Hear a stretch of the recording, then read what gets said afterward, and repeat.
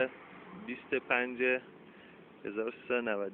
ساعت هم 15:10 ظهر.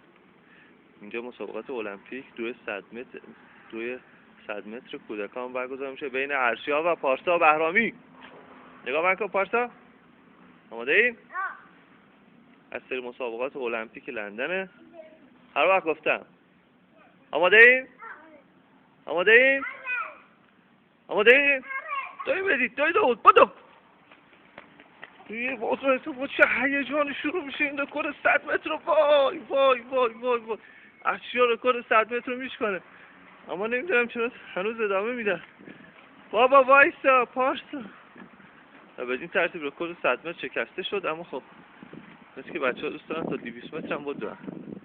بابا تموم شد، بابا ارشیا تموم شد، پارسا تموم شد، بیاین برگرد.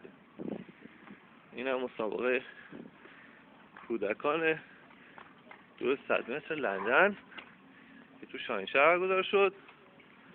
خب پارسا زودتر رسید به خونشون. پارسا برنده. پارسا زودتر رسید به خونه مامان جونشونه.